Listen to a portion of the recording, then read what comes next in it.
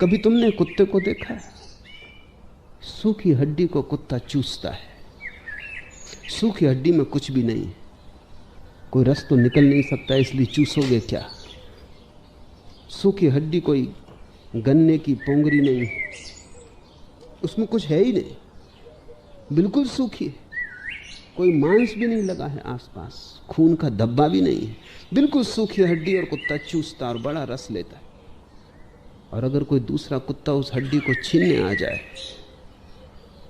तो जी जान से बचाने की कोशिश करता है। क्या रहा है? एक बड़ी महत्वपूर्ण घटना घट रही है, वो तुम्हारे जीवन में भी घट रही, उसे समझ लेना, ठीक है? जब कुत्ता सूखी हड्डी चूसता है तो सूखी हड्डी की टकराहट से उसके भीतर मुंह का मांस कट जाता है, खून बहने लगता है, खून का स्वाद आने लगता है। स्वभावतः कुत्ता सोचता है हड्डी से खून आ रहा है। तर्क बिल्कुल सीधा साफ है। और जितना चूसता है सूखी हड्डी को, उतना ही मुंह भीतर कटता जाता है। जीभ कट जाती है, मसूड़े कट जाते हैं, तालू कट जाता है, खून बहने लगता है। खून गले में आता है, कुत्ते को स्वाद आता है। और सभी स्वाद ऐसे, स्वाद बाहर से नहीं आते, तुम ही ले रहे हो, तुम्हारा ही खून बह रहा है, सूखी हड्डियां चूस रहे हो, वहां कुछ है ही नहीं कि कुछ आ जाए। जब तुम सोचते हो कि स्त्री से तुम्हें सुख मिल रहा है, तब तुम ही सुख पा रहे हो, तुम्हारी धारणा का ही सुख है। तुम जब सोचते हो कि सोने से सुख मिल रहा है, तुम ही सुख पा रहे हो, तुम्हारी धारणा का ही सुख है। और सोने के कारण कितनी जगह से तुम कट जाते हो तुम्हें पता नहीं, और कितने घाव हो जाते हैं तुम्हें पता नहीं। सोने का बोझ तुम्हें कैसे दबा देता है इसका तुम्हें पता नहीं। तुम्हारे लोभ और काम में तुम कैसे कारागृह में बंद हो जाते हो, जहां की जीना ही असंभव हो जाता है, इसका तुम्हें पता नहीं। स्वाद हेत लपटाइए को निकसे सूरा। कबीर कहते हैं स्वाद के कारण उलझ जाता है व्यक्ति, और फिर कोई बहुत बहादुर ही हो, सूरवीर हो, तो ही बाहर निकल पाता है। सिर्फ साहसी ही बाहर निकल पाते हैं, दुस्साहसी। क्योंकि दूसरे से लड़ना तो बहुत आसान है, अपने ही मन से लड़ना बहुत कठिन है। और अपने ही मन को समझना बहुत कठिन है कि क्या हो रहा है। कुत्ते को कैसे पता चले कि सूखी हड्डी से अपना ही खून बह रहा है, उसका ही मैं स्वाद ले रहा हूं। जब मनुष्यों को पता नहीं चलता तो बेचारे कुत्ते का तो कोई कसूर नहीं। तुमने जहां जहां स्वाद लिया है वो तुम्हारे ही रक्त का स्वाद है, और जहां जहां तुमने स्वाद लिया है वहां वहां तुमने अपने जीवन को गंवाया है। जहां जहां तुमने स्वाद लिया है वहां अपनी ऊर्जा खोई है, उससे तुम दीन हुए हो, उससे तुम निर्धन हुए हो। और मैं भीतर के धन की बात कर रहा हूं जब कहता हूं निर्धन हुए हो, और मैं भीतर की दीनता की बात करता हूं जब मैं कहता हूं दीन हुए हो। क्योंकि जितने तुमने स्वाद लिए उतने ही तुमने अपने को खोया है। और आज एक ऐसी घड़ी आ गई कि तुम्हें पक्का पता ही नहीं कि तुम कौन हो, क्या हो भी या नहीं। इस बुरी तरह खो दिया है तुमने, गंवा दिया है अपने को, कि कोई बहादुर ही इसके बाहर निकल सकता है, कोई सूरवीर। को निकसे सूरा। क्यों? बड़े साहस की जरूरत है। सबसे बड़े साहस की जरूरत वहां पड़ती है जहां आदतों के जाल से बाहर निकलना हो। अब तुम्हारी ये आदत हो गई है अपने को ही काटना और गलाना और अपना ही स्वाद लेना। इस आदत से तुम इतने ज्यादा ग्रस्त हो गए हो कि अब बाहर आना करीब करीब असंभव मालूम पड़ता है। करीब करीब ऐसा लगता है कि तुम अपने आदतों के जाल ही हो, बाहर कौन आएगा? भीतर बचा कौन है जो बाहर आ जाए? इसलिए तुम टालते हो कि कल परसों आगे देखेंगे, अभी तो उम्र शेष है, थोड़ा और भोग लें। मेरे पास लोग आते हैं, वो कहते हैं आप युवकों को सन्यास दे रहे हैं। सन्यास तो बुढ़ापे के लिए। सन्यास का क्या बुढ़ापे से संबंध? बुढ़ापे तक क्यों टाल रहे हो? तब तक टालोगे तुम जब तक तुम बिल्कुल आसक्त ना हो जाओ, जब कुछ बचेगा ही नहीं। जब तुम बिल्कुल मरने की घड़ी में आ जाओगे तभी तुम अपनी सूखी हड्डी छोड़ोगे। वो भी तुम छोड़ोगे नहीं, छूट जाएगी, क्योंकि तुम पकड़ने योग्य सामर्थ्य भी, क्षमता भी न रह जाएगी। तब भी तुम तो चेष्टा करोगे कि थोड़ी देर और, क्योंकि बूढ़ा भी अपने को बूढ़ा थोड़ी मानता है, भीतर तो अपने को जवान ही मानता है, क्योंकि वासना कभी बूढ़ी होती ही नहीं। वासना सदा जवान है। शरीर थक जाए मन नहीं थकता, शरीर टूट जाए मन नहीं टूटता। मन कहता है चले जाओ और खींचो, थोड़ा और स्वाद ले लो। आखिरी मरते क्षण तक भी मन स्वाद से लपटाए रखता है। इसलिए कबीर कहते हैं स्वाद हेत लपटाइए को निकसे सूरा। जो निकल आए बाहर वो बड़ा वीर है। सन्यास केवल साहसियों के लिए है, संसार कायरों के लिए। बड़े से बड़ा साहस है जाग जाना और देख लेना स्थिति को।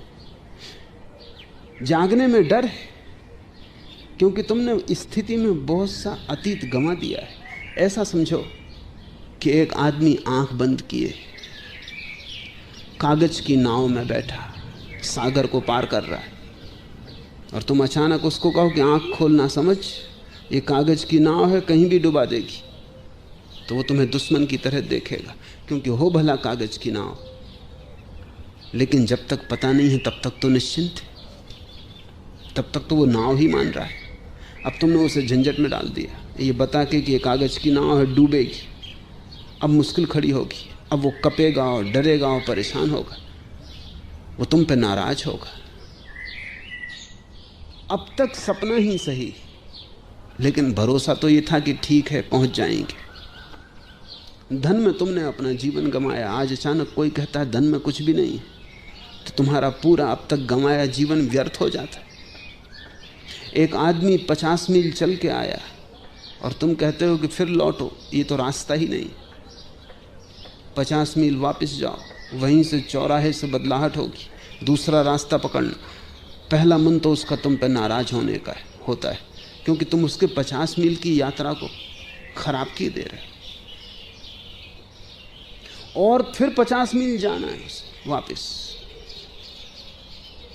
तो पहले तो वो तुम पर भरोसा ना करेगा। वो कोई ऐसा आदमी खोजेगा जो कहेगा कि नहीं ठीक हो, बिल्कुल ठीक जा रहे हो। इसलिए तो लोग ज्ञानियों के पास जाने से डरते हैं, भयभीत रहते हैं। कितने थोड़े से लोग बुद्ध के पास पहुंचे, कितने थोड़े से लोग कबीर के पास पहुंचे।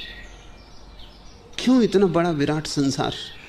जब सत्य का कहीं आविर्भाव होता है तो दौड़ के नहीं पहुंच जाता। हजार कारण वो खोज लेते हैं न जाने के, जाने का कारण वो नहीं खोजते, क्योंकि भीतर एक भय है कि इस तरह के आदमी के पास जाने का मतलब ये है कि अब तक तुम जो थे, तुमने जो भी किया वो सब गलत। ये जरा जरूरत से ज्यादा घबराने वाला है, तो फिर पूरा जीवन अब तक का बेकार गया। तो तुम मूढ़ थे, ना समझ थे। ज्ञानी के पास जाने का भय ये है, वही भय जो ऊंट को हिमालय के पास जाने से लगता है। इसलिए ऊंट रेगिस्तान में रहते, हिमालय की तरफ नहीं जाते। रेगिस्तान में वही हिमालय। जब तुम ज्ञानी के पास जाते हो तो अचानक तुम्हारा अज्ञान साफ होता है, घबराहट होती है। ज्ञानी की प्रकाश रेखा के समक्ष तुम्हारी अंधेरी रेखा बिल्कुल प्रकट हो जाती। तो आदमी मित्रता अपने से ज्यादा अज्ञानियों की करता है। कोई साहसी, कोई सूरवीर ही ज्ञानियों के पास जाता है। इससे बड़ा कोई साहस नहीं है कि कोई इस बात को समझने को राजी हो कि अब तक जो मैं था वो गलत था।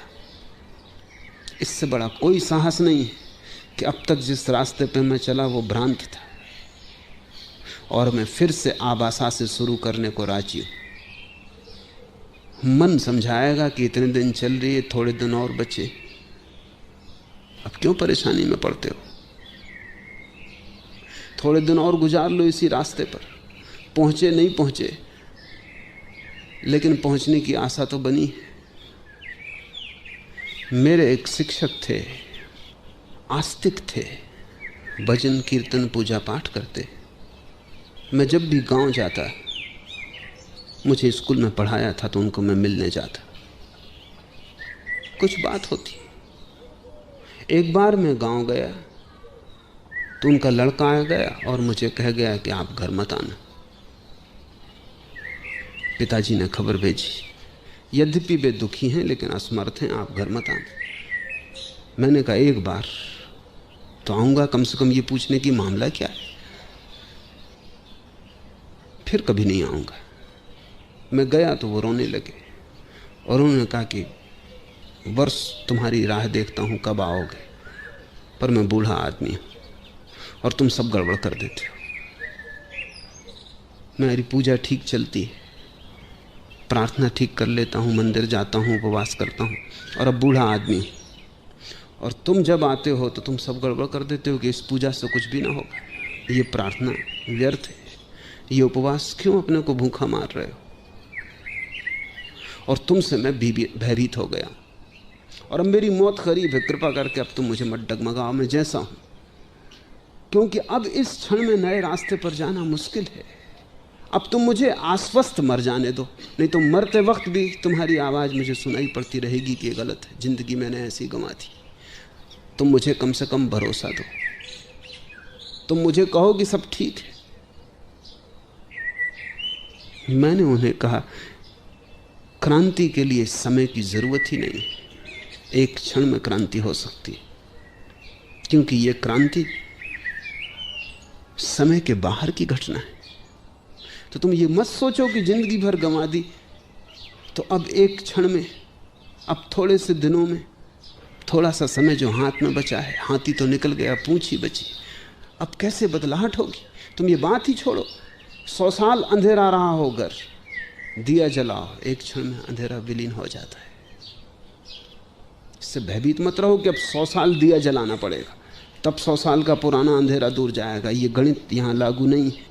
और अंधेरा ये भी नहीं कह सकता कि मैं 100 साल पुराना हूँ, इसलिए इतनी जल्दी नहीं जाऊंगा।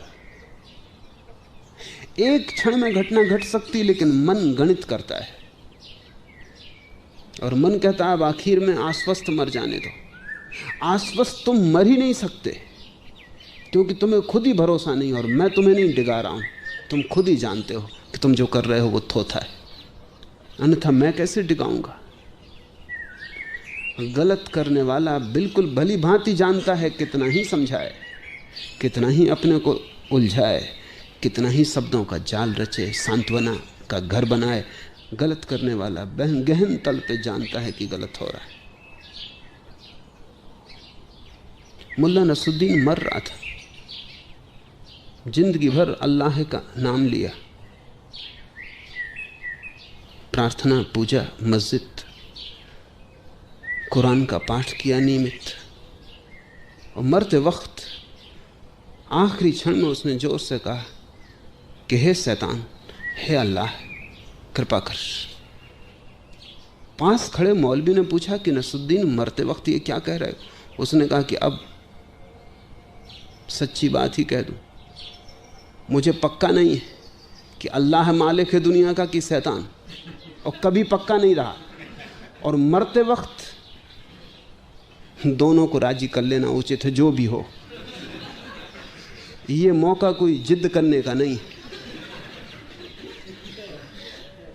जीवन भर का संदेह मरते क्षण में उठाएगा, ऊपर आ जाएगा। मरते क्षण में तुम धोखा न दे पाओगे, जीवन में भला धोखा दिया हो। मरते क्षण में सत्य जाहिर हो जाएगा। मरते क्षण में तुम जानोगे सोना मिट्टी था। मरते क्षण में तुम जानोगे कि कोई स्त्री सुख देने वाली नहीं थी, कोई पुरुष सुख देने वाला नहीं था। मरते क्षण में तुम जानोगे कि जिंदगी गंवाई, लेकिन तब करने को कुछ भी ना बचेगा।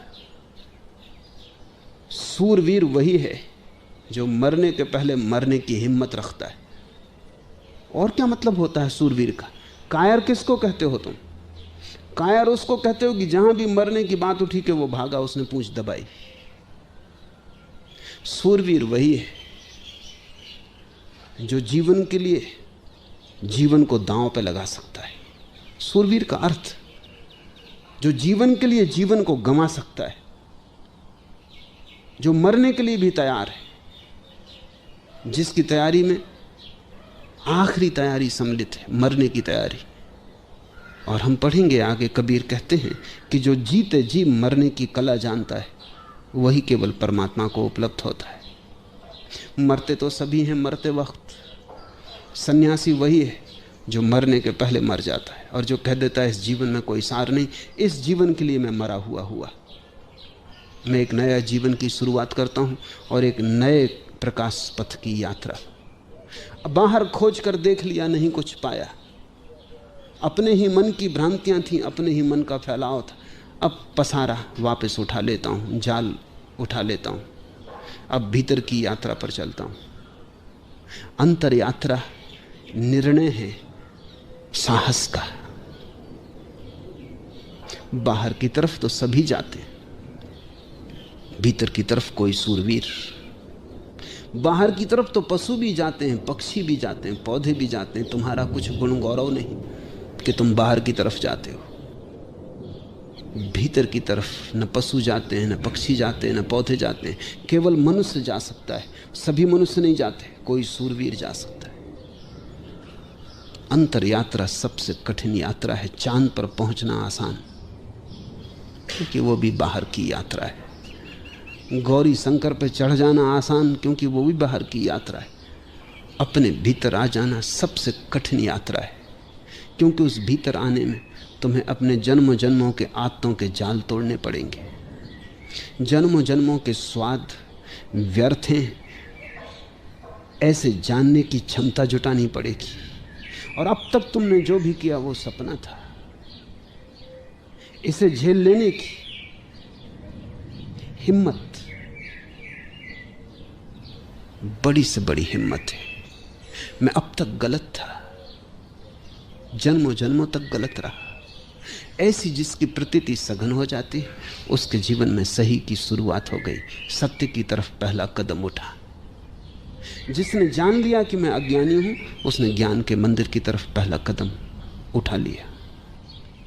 एक कनक अरु कामनी जग में दोई फंदा, लोभ और काम। जग में दोई फंदा, इन पे जो न बंधावई, ताका मैं बंदा।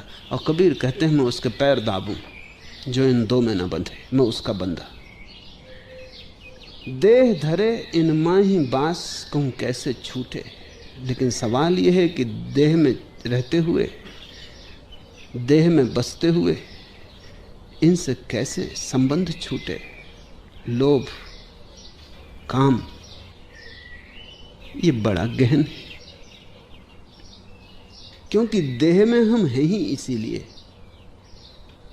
कि अतीत में हमने कामना की, जन्मों जन्मों तक हमने काम वासना जुटोई, उसके कारण ही हम देह में। इसलिए तो ज्ञानी को फिर देह नहीं, उसका पुनरागमन समाप्त, उसका आना जाना बंद। हम देह में आए इसलिए हैं कि हमने न मालूम कितनी वासना इकट्ठी की है और हम देह को चाहे। मरते वक्त भी आदमी चाहता है और 2 क्षण रुक जाऊं। मरते वक्त भी नए जन्म की आकांक्षा रहती, फिर जन्म पालो। वही आकांक्षा नए जन्म में ले आती, नई देह में ले आती। काम के कारण हम देह में, देह का कण कण काम वासना से बना है। 3 वासनाएं तुम में मिल रही हैं। तुम एक संगम हो महावासनाओं के। एक तुम्हारी वासना जो कि मूल आधार है, जिससे तुम पिछले जन्म से इस जन्म में आए। फिर तुम्हारे पिता की वासना, तुम्हारी माँ की वासना, जिन दोनों ने मिलकर तुम्हें देह दी। इन 3 वासनाओं से तुम बने हो। तुम्हारी देह इन 3 वासनाओं का संगम। 2 तो दिखाई पड़ती हैं जैसे गंगा और यमुना, तीसरी सरस्वती दिखाई नहीं पड़ती। 2 तो दिखाई पड़ते हैं, तुम्हारे पिता और तुम्हारी माता, और तीसरी तुम्हारी वासना सरस्वती की तरह दिखाई नहीं पड़ती। वही असली है। ये 2 तो सहयोगी हैं, क्योंकि तुमने न चाहा होता तो तुम्हारे पिता और माँ की वासना तुम्हें इस जगत में न ला सकती थी। तुमने चाहा, उनकी वासना सहयोगी बन गई, तुम गर्भस्थ हुए। तुम्हारे शरीर का रोआ रोआ कण कण वासना से बना है। और लोभ, इसे थोड़ा समझ लेना चाहिए कि और सब लोभ, शरीर के प्रति हमारी जो लोभ की दृष्टि है उसी के फैलाव है। तुम अपने घर के प्रति लोभी हो। क्यों? जो व्यक्ति अपने शरीर के प्रति लोभ छोड़ देता है, उसका घर के प्रति लोभ अपने आप छूट जाता है, क्योंकि शरीर ही मूल घर है। फिर बाहर का घर तो इसी घर के लिए सुविधा है। जो व्यक्ति शरीर के प्रति लोभ छोड़ देता है, उसका सोने के प्रति लोभ छूट जाता है, क्योंकि सोना तो फिर इसी घर की सजावट है।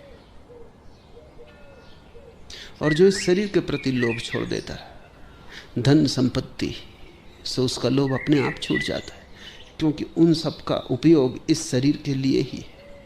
तो शरीर तुम्हारे काम और तुम्हारे लोभ का आधार है। इसलिए जगत में एक बहुत बड़ा चमत्कार है। अनेक बार बुद्ध से पूछा गया है कि जब आपकी वासना खो गई, जब आपको ज्ञान का आविर्भाव हो गया, जब आप बुद्धत्व को उपलब्ध हो गए, तो फिर आप शरीर में कैसे जी रहे हो? ये प्रश्न संगत है, क्योंकि अब कोई कारण नहीं रहा। न शरीर के प्रति वासना है, कामना है, न लोभ है। अब आप शरीर में कैसे हो? कठिन है समझना। लेकिन बुद्ध कहते हैं अतीत के बल के कारण, मोमेंटम। जैसे एक आदमी साइकिल चलाता है, पैडल चलाता है तो ही साइकिल चलती, फिर पैडल रोक लेता है तो भी कुछ दूर तक साइकिल चलती जाती। मोमेंटम, वो जो गति इतनी देर तक चलाने से पहियों को मिल गई है, अब पैडल की जरूरत नहीं। कुछ यात्रा बिना पैडल के भी हो जाती।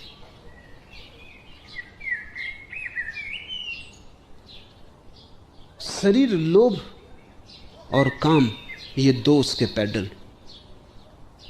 इन दोनों से ही शरीर टिका है।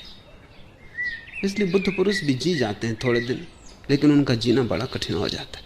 लोग आमतौर से सोचते हैं कि बुद्ध पुरुष बहुत स्वस्थ होते होंगे, गलत है। बुद्ध पुरुष बड़ी मुश्किल में जी पाते।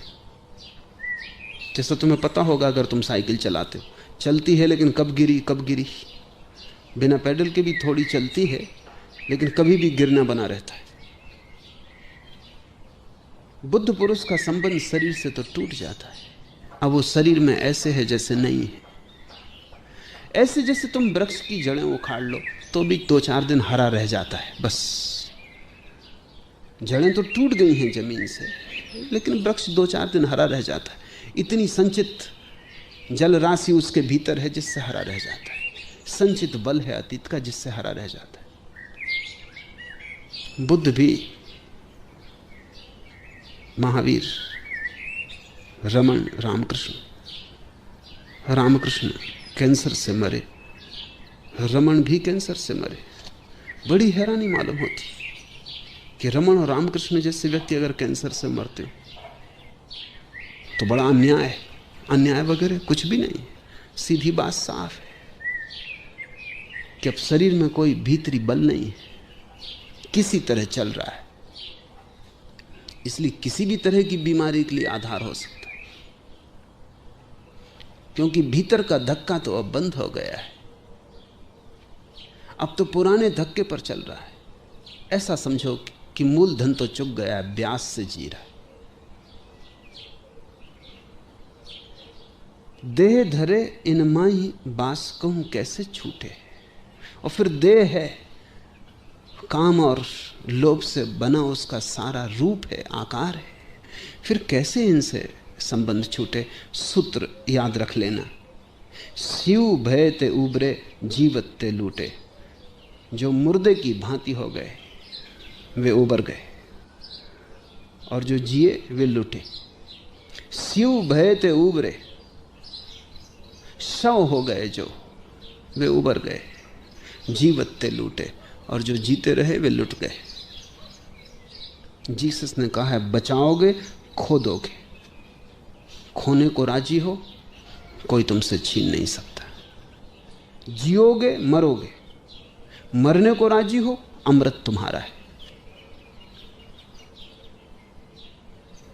कायर 1000 बार मरता है कहते हैं, बहादुर एक बार।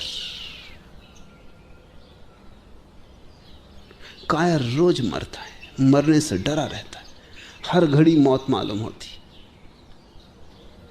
साहसी एक बार, क्योंकि जैसे ही कोई मरने को राजी हो गया है संसार के प्रति, उसने कहा मैं ऐसे जीऊंगा जैसे मुर्दा। वैसे ही फिर कोई मौत नहीं है, क्योंकि ऐसी प्रतीति में तत्क्षण भीतर के अमृत का अनुभव हो जाता है।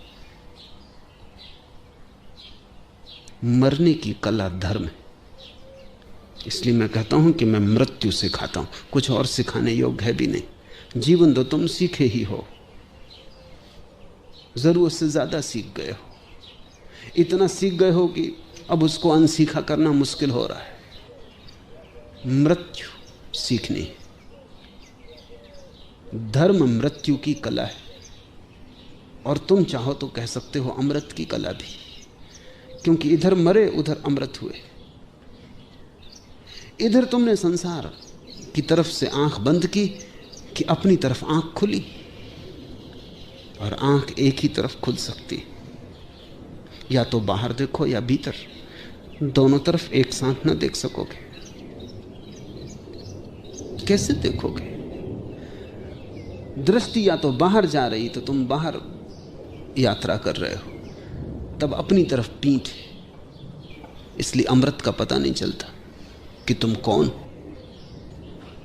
जब जीवन ऊर्जा भीतर की तरफ जा रही, दृष्टि भीतर मुड़ती है, अंतर्मुखी होती, आंख बंद हो जाती, सब द्वार बंद हो जाते। बाहर तुम अब नहीं जा रहे हो, अब तुम उन्मुख हो अपनी तरफ, अब तुम अपने सन्मुख हो। तत्क्षण अमृत की वर्षा हो जाती। सहजोबाई ने कहा है, उस घड़ी में बिन घन परत फुहार, कोई बादल नहीं दिखाई पड़ता और अमृत की वर्षा होती। बिन घन परत फुहार, रोआ रोआ नहा जाता है, परमात्मा में स्नान हो जाता है। एक ही तीर्थ है, वो तुम हो, लेकिन तुम अपनी तरफ पीठ किए चल रहे हो। शिव भय ते उबरे जीवत ते लूटे। क्या करो, कैसे करो कि तुम जीते जी मुर्दा हो जाओ। ऐसा हुआ। रूस में एक बहुत बड़ा विचारक और लेखक हुआ दोस्तोयेव्स्की।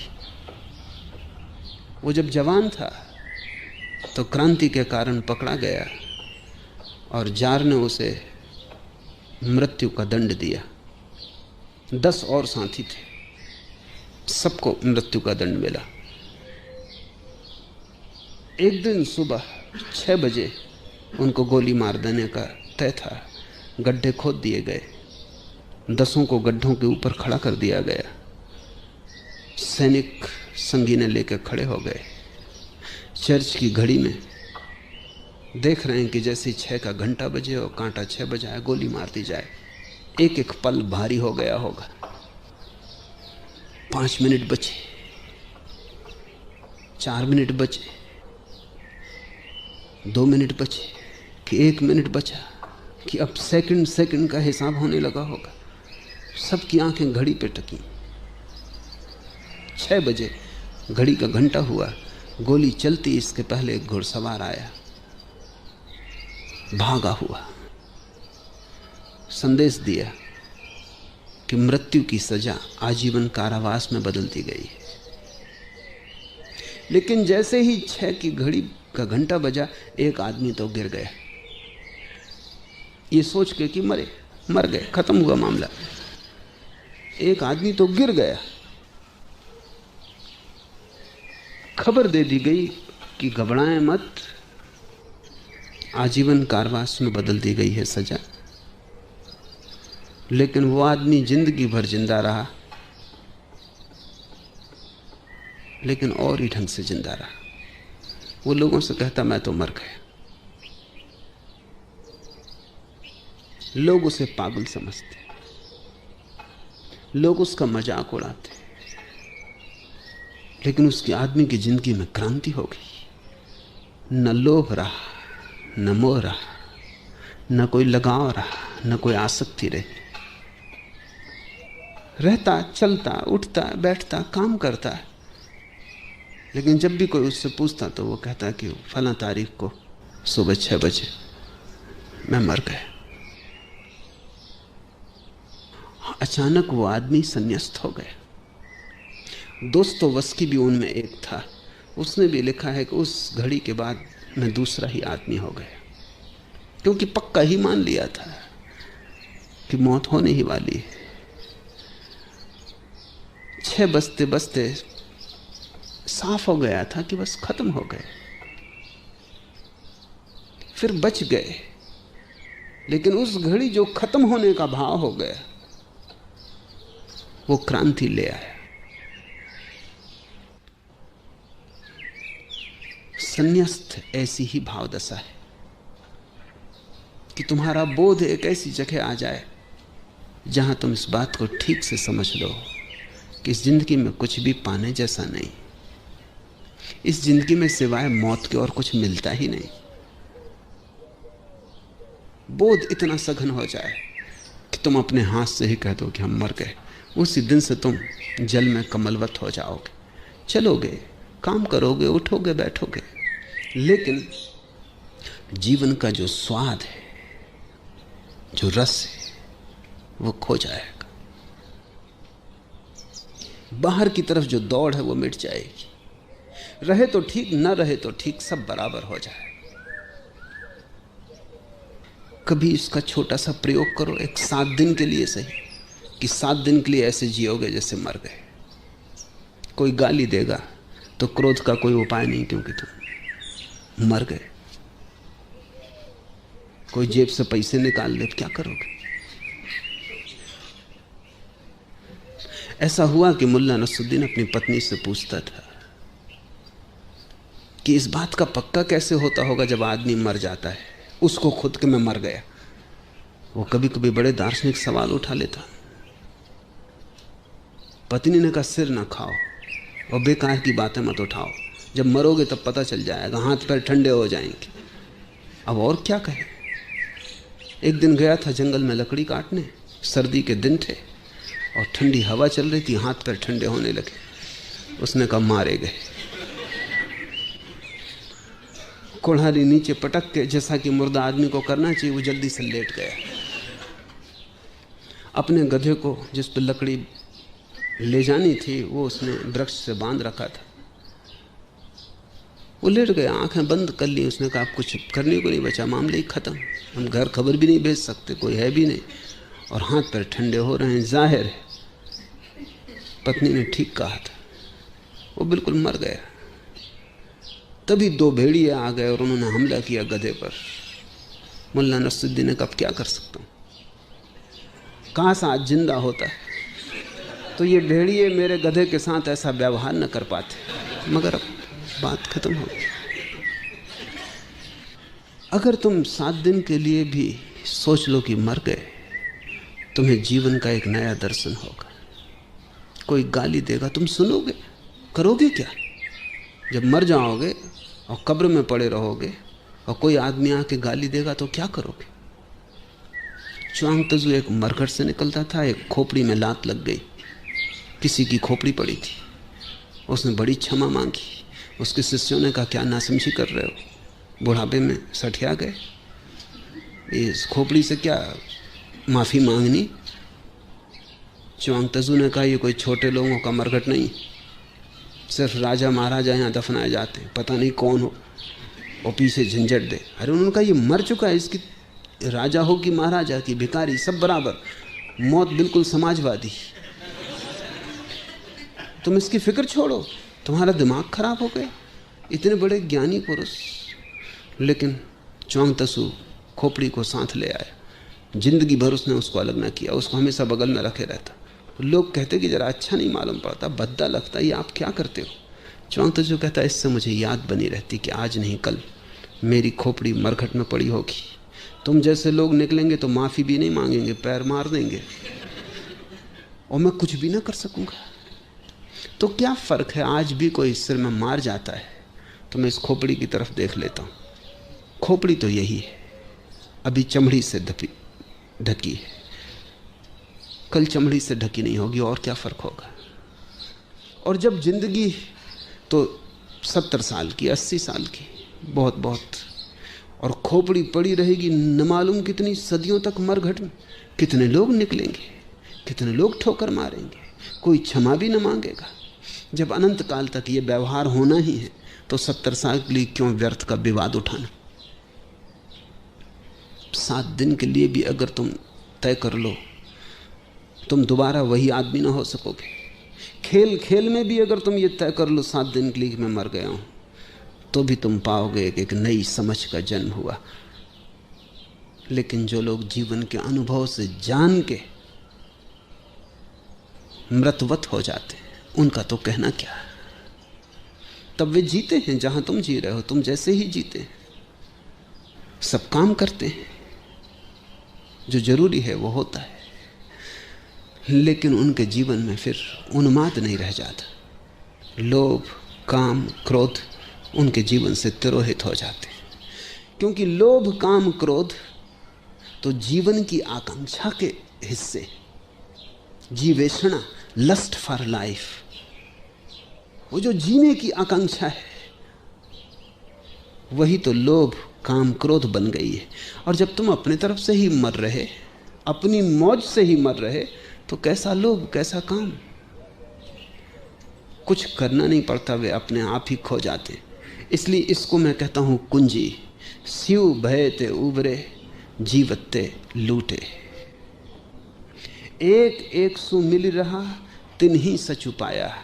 और जो बाहर के जगत के लिए मर गया, वो भीतर के जगत के लिए जाग गया। जो बाहर के जगत में सो गया, वो भीतर के जगत में प्रतिष्ठित हो गया। और वहां जो मिलन हो रहा है, वो मिलन है एक का एक से। बाहर जो मिलन है वो एक का अनेक से, भीतर जो मिलन है वो एक का एक से। एक एक सु मिल रहा, तिन ही सच पाया। और अनेक झूठ है, जैसे अनेक लहरें सागर की झूठ है, एक सागर सच है। लहरें बनेंगी, मिटेंगी, सागर रहेगा। जो सदा रहे वही सच है, जो बने और मिटे वो सपना है। अनेक असत्य, एक ही सत्य है। एक एक सु मिल रहा, तिन ही सच पाया। जो एक से मिल गया उसने सत्य पा लिया। प्रेम मगन लौलीन, मन सो बहिर ना आया। और वहां जो घटना घटती है वो बड़ी अनूठी। प्रेमी, प्रेम पात्र दोनों ही वहां मिट जाते हैं और प्रेम ही शेष रह जाता है। जब प्रेमी मिलता है इस संसार में भी बाहर किसी प्रेम पात्र से, तो वो दो होते हैं। और फिर जीवन भर यही तो कोशिश होती है कि किस भांति एक हो जाएं, और नहीं हो पाते। इसलिए जीवन में दुख और पीड़ा होती, वो हो ही नहीं सकता बाहर। एक होने का कोई उपाय नहीं। कितनी ही चेष्टा करो, जितनी चेष्टा करो उतनी असफलता हाथ लगती। इसलिए प्रेमी बड़े दुखी हो जाते हैं। उनकी आकांक्षा तो सच है, जहां वो आकांक्षा को पूरा करने की चेष्टा कर रहे हैं वो स्थान गलत है। वो आकांक्षा भीतर तृप्त होगी। उनकी प्यास तो सही, लेकिन जिस सरोवर पर वो बैठे हैं वो सूखा है, वहां जल नहीं है। जैसे ही कोई भीतर आया, वहां तत्क्षण जैसे एक ज्योति आए और दूसरी ज्योति से मिलकर एक हो जाए। दो दियों की ज्योतियों को पास रखो, दिए तो दो ही रहेंगे, ज्योतियां एक हो जाती। दिए तो कैसे एक हो सकते हैं? दिए तो अनेक की दुनिया का हिस्सा है। शरीर दिया है मिट्टी का, उसके भीतर जलती आत्मा की ज्योति है। तुम दियों को एक करने की कोशिश कर रहे हो, बड़ी मुश्किल में रहोगे। अड़चन ही अड़चन हाथ लगेगी, असफलता अंत में, विषाद, संताप, चिंता, रोग, लेकिन कभी तुम स्वस्थ ना हो पाओगे। ज्योति मिल सकती है, क्योंकि ज्योति निराकार है। एक ज्योति दूसरी ज्योति के आकार से टकराती नहीं, आकार है नहीं। एक ज्योति दूसरी ज्योति में ऐसे लीन हो जाती जैसे वो सदा से एक थी। तुम फर्क भी ना कर पाओगे।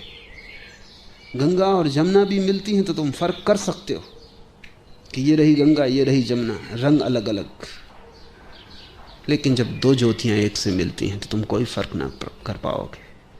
अंतर ज्योति, जब तुम भीतर जाते हो, अचानक एक लपक और सिर्फ एक बचा। वहां न प्रेमी है, न प्रेसी है, न भक्त है, न भगवान है, सिर्फ प्रेम ही बचा। ऊर्जा बची, ज्योति बची। प्रेम मगन लौलीन मन सो बहिर न आया। और जो ऐसा प्रेम मगन हो गया वो फिर दोबारा नहीं आता। उसके आने की कोई जरूरत न रही, उसका पाठ पूरा हो गया। कहे कबीर निश्चल भया निर्भय पद पाया। और जो ऐसे अंतस में प्रवेश कर गया उसकी ज्योति स्थिर हो गई। अब उसमें कोई कंपन नहीं, निश्चल। कोई हवा के झोंके अब उसे कपाते नहीं, क्योंकि भीतर कोई हवा के झोंके पहुंचते ही नहीं। जब तक तुम बाहर हो तब तक तुम कपते ही रहोगे। वहां हजार तूफान चल रहे हैं, लेकिन जब तुम भीतर अपने घर में लौट आए वहां कोई तूफान कभी नहीं पहुंचता। वहां निश्चल।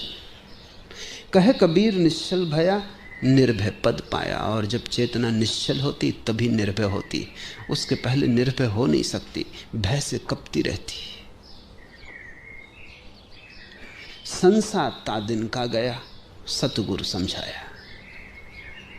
कबीर कहते हैं जिस दिन सतगुरु ने ये बात समझा दी, ये कुंजी थमा दी, उसी दिन सब शंका मिट गई। उसी दिन सब मन के संदेह खो गए। लेकिन समझ बड़ी कठिन है। बुद्धि से समझ का नाम समझ नहीं। तुम समझ रहे हो मैं जो समझा रहा हूं, इसमें कोई अड़चन नहीं है, बात सीधी साफ है। तुम्हारी बुद्धि कहती ठीक है, मगर इससे तुम्हारा संशय ना मिटेगा। अभी कहेगी ठीक है, घड़ी भर बाद हजार संशय खड़े कर देगी, क्योंकि बुद्धि की समझ असली समझ नहीं है। जब तुम अपने तन प्राण से, जब तुम हृदय से, जब तुम अपनी समग्रता से समझोगे तभी। सतगुरु के समझाने से नहीं, तुम्हारी समग्रता की समझ से। सतगुरु तो समझाते रहे और तुम न मालूम कितने सतगुरुओं को पार कराए और समझे नहीं। तुम्हारी समग्रता से, प्राणपण से, तुम्हारे पूरे अस्तित्व से जब तुम समझोगे। संसार ता दिन का गया सतगुरु समझाया।